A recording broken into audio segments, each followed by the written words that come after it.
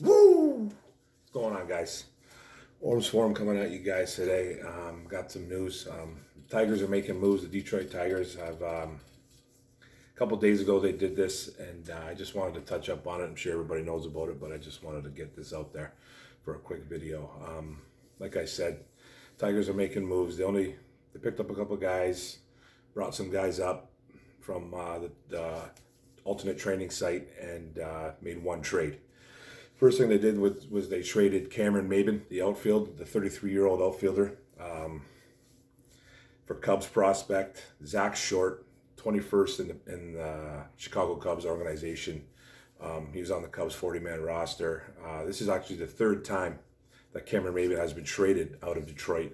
He was one of the main pieces back in the day to get Miguel Cabrera to come to Detroit. So that's I'm sure a lot of people knew that, but that's just a little food for thought there. That it's the third time being traded out of an organization. I've never really heard anything like that in my life, but I'm sure it's happened. But it's a rarity. It's a big rarity. But anyways, he was traded for Zach Short, and Maybin wasn't really doing too much as a Tiger. I think he was batting around 240, 241.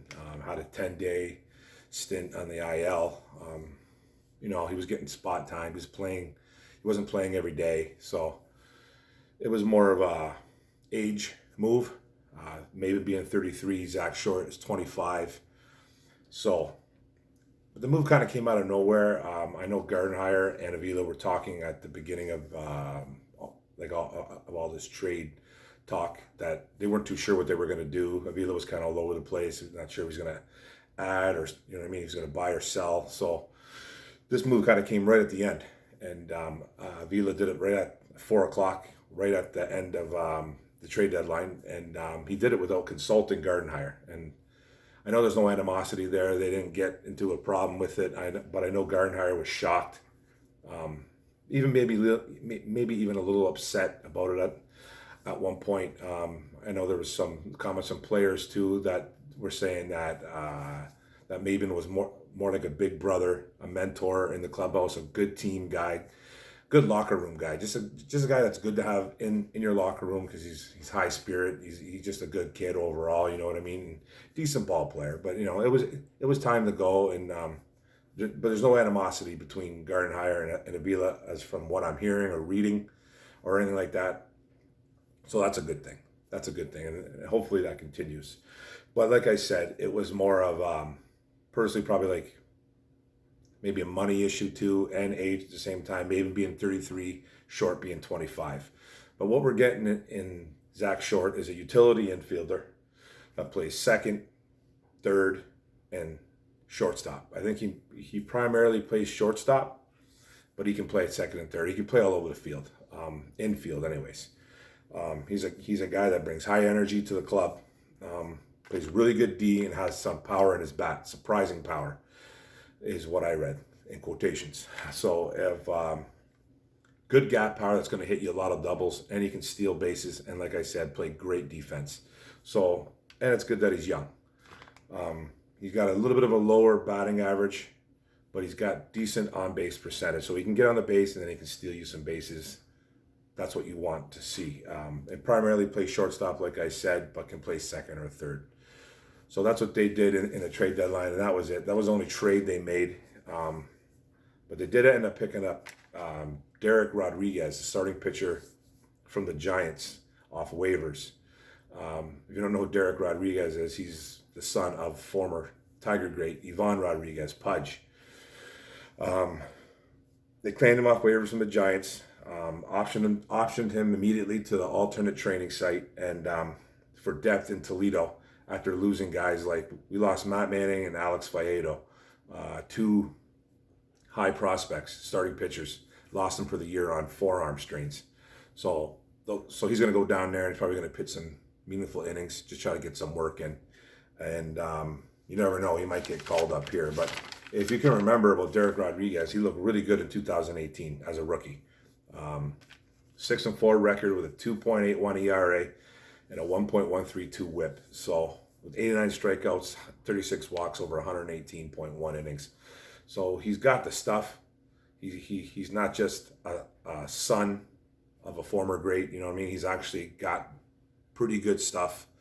But in 2019, he struggled mightily with the Giants. 5.36 ERA, and carried that over to 2020 after allowing 6 runs in 2 games this year. The Giants optioned him they designated him for assignment, and he went on waivers. Then we picked him up. The Tigers claimed him. So, like I said, what they're going to do with him, I'm not really too sure. But he could come in and do possibly get some spot duty as a starter. Maybe get some meaningful innings, because the Tigers are kind of in the hunt right now for a wild card. So you never know. But this is a wait and see approach right here. So it could be good, could be bad. I don't think it's a no brainer move though, because you're not going to lose or win on this situation. You know what I mean? You could actually win. He could actually come in and pitch really well. So who knows? And then in the corresponding move, they lost Jacoby Jones for the year. He got a fractured left hand. He got hit by a pitch. So he fractured his hand. He's out for the year. They thought that maybe he was going to be able to come back from this the next day, but they went and got a second opinion, and it turned out that he had a fracture. So he's pretty much done. I don't think he's coming back for the year. So that hurts the Tigers big time. So what they did is they called up their speedy outfielder, Derek Hill. This was a kid that was drafted in 2014. He's known for his defense and his speed, so it makes sense losing Jacoby, because Jacoby Jones is a really good defender, and he was hitting well, Jacoby. So, but Hill is a premium defender who can come in late in games when they're ahead, or just get some playing time if they're down. So he actually batted today. I think he had his first at bat today against the Twins and struck out. So that was his first major league at bat. But like I said, he was a first-round pick in 2014, but has been hurt most of his career, most of his minor league career. And he's a relentless outfielder that plays reckless at times. So that's why he gets hurt a lot. He's an instant upgrade, though. But he's got some plate discipline. Strikes out a little bit too much, but he did hit 14 home runs for Erie last year in 2019. So he's working on his bat skills, but his defense is superb. So we'll see what happens there. But he's up at the club right now. And then they made another move. I think it was today or yesterday. They called up Sergio Alcantara for the doubleheader against the Twins. And he's literally known for his defense, but has improved his bat a little bit somewhat in 2019, 2020 / and we'll see what happens there. I don't think he even got any playing time yet, so I think he was on the roster today against the Twins, but he never played or got into the game. So he needs to prove himself before he gets any playing time. So he's still got a lot of work to do, man. He's still got a lot of work to do. But that's what happened, guys. So far with the Detroit Tigers. So don't forget to hit the subscribe button, guys.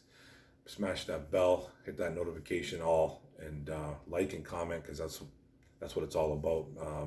I like the feedback. I like to go back and forth and talk sports. All right, guys, have a good one.